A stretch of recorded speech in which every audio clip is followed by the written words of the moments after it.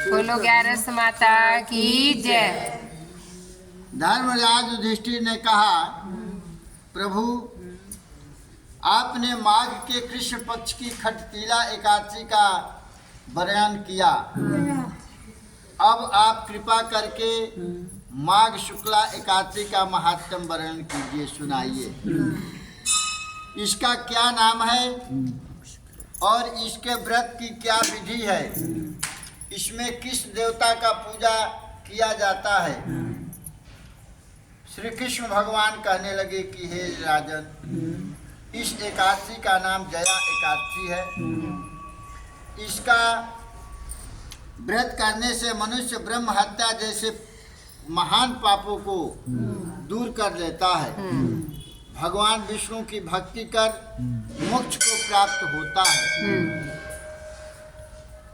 इसके प्रभाव से भूत पिशाच आदि योनियों से भी मुक्ति मिल जाती है। इस बार इस व्रत को विधि पूर्वक करना। अब मैं जया एकादशी की महिमा की कथा सुनाता हूँ। देवराज इंद्र नंद वन में विहार कर रहे थे, गंधर्व गान कर रहे थे। गंधर्व कन्या पुष्पवती ने इंद्र की इस संगीत सभा में माल्यवान को देखा। अपने हाव भाव से पुष्पवती ने माल्यवान को आकर्षित करने की चेष्टा की। माल्यवान भी पुष्पवती के मुंह में पड़ गया और गायन के सुर ताल भूल गया। संगीत की लय टूट गई। संगीत प्रेमियों को बहुत बुरा लगा। इंद्र भी कुपित हो गए। संगीत तो एक साधना है, संगीत पवित्र माना जाता है। इस साधना को भ्रष्ट करना अपराध है। इंद्र को क्रोध आ गया। उन्होंने पुष्पवती और माल्यवान को श्राप दे दिया। इंद्र ने दोनों को श्राप दे दिया।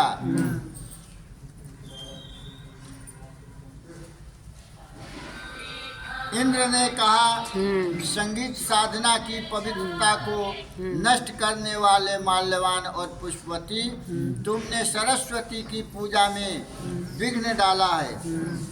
तुम्हें अब मृतलोक में जाना होगा। तुमने गुरुजनों की सभा में संयम से रहने के नियम को तोड़ा है। गुरु के सभा में कैसे रहना चाहिए, देवालय में कैसा रहना चाहिए, भजन कीर्तन में कैसे रहना चाहिए। इसलिए अब तुम्हें देवलोक का निवास नहीं मिल पाएगा। तुम दोनों अधम पिशाच से असंग में होकर के अपना जीवन बिताओगे। श्रापवश दोनों मृत लोग आ गए। गुरुजनों की सभा में संयम से रहना चाहिए और संगीत की परम पुनीत साधना में अपनी भावना अपवित्र न होने दे। यही दो बातें गंधर्व माल्यवान और पुष्पवती के सोच का कारण बना। वे बिहार वन में जाकर के अभक्ष खाना खाते जीवन बिताने लगे। हिमालय के शीतल प्रदेश में उनका जीवन कष्टमय था। दोनों पश्चाताप की अग्नि में जल रहे थे। अपनों से बिछुड़ने का उन्हें बड़ा दुख था। एक दिन दोनों ने निराशा से घिर जाने के कारण सवेरे से ही आहार नहीं लिया, मतलब कुछ खाया नहीं। वे प्रभु का ध्यान कर अपनी गलतियों की क्षमा मांगने लगे। दिन भर वे शुद्ध हृदय प्रभु का ध्यान करते रहे। सायंकाल पीपल के वृक्ष के नीचे बैठ गए। रात्रि को भी उन्हें ईश्वर का ध्यान बना रहा। सारी रात्रि उन्होंने जाग कर ही काटी। श्री कृष्ण बोले, हे राजन, संजोग से यह तिथि जया एकादशी व्रत की थी। जिस दिन वो दोनों उपवास किए, ये तिथि जया एकादशी का ही था। दिन में व्रत और रात्रि में ईश्वर का ध्यान और जागरण उनके पुण्य का कारण बना। उनका यह व्रत हो गया। वस्तुतः जया एकादशी को दिन में व्रत और रात्रि में जागरण करने से दूसरे दिन होते ही उनकी पिशाच जोनी छूट गई। वे अत्यंत सुंदर गंधर्व और अप्सरा की देह को पाकर के सुंदर वस्त्र और आभूषण से सजा हुआ अलंकृत हो उन्होंने स्वर्ग लोक को प्रस्थान किया। उस समय आकाश में देवता तथा गंधर्व उनकी स्तुति करते हुए पुष्प वर्षा करने लगे। स्वर्ग लोक में जाकर उन दोनों ने देवराज इंद्र को प्रणाम किया। देवराज इंद्र उनको पहले जैसे स्वरूप में देख करके आश्चर्य में पड़ गए। इंद्र ने पूछा कि पिशाच योनि से किस प्रकार छुटकारा पाया। माल्यवान अपनी भूल पर पछताता हुआ बड़ी विनम्रता से प्रणाम कर बोला, हे देवेंद्र, भगवान विष्णु की कृपा और जया एकादशी के व्रत के प्रभाव से हमारी पिशाच योनि छूट गई।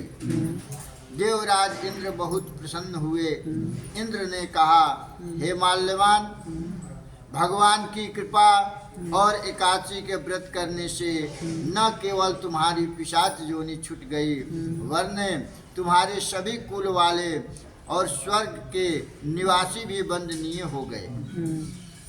विष्णु और शिव के भक्त सदैव वंदनीय रहते हैं।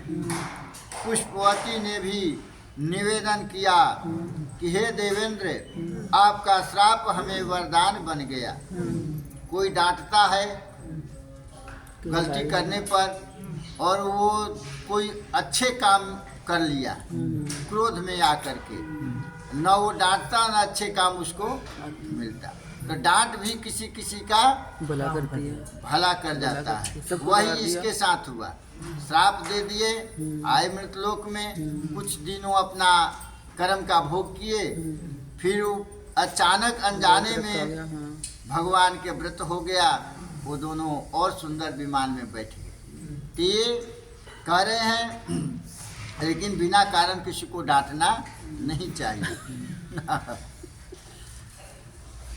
विष्णु और शिव के भक्त विष्णु भगवान के या शंकर भगवान के जो पुजारी होते हैं वो सदैव वंदनीय रहते हैं। पुष्पवती ने भी निवेदन किया कि हे देवेंद्र, आपका श्राप हमें वरदान बन गया और हमें भगवान विष्णु की अहेतु की कृपा प्राप्त हुई।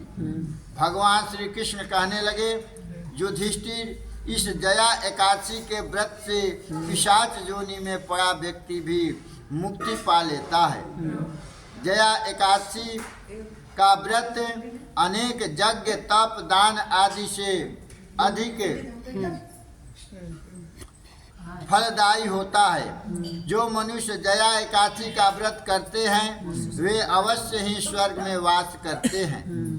संगीत साधना एक प्रकार का तप है जिसमें पवित्रता रहनी चाहिए।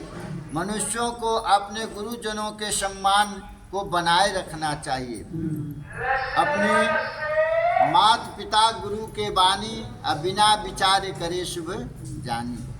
माता पिता और गुरु के वचन को जो आदर देता है, सम्मान देता है, उसका हर एक कष्ट दूर होता है।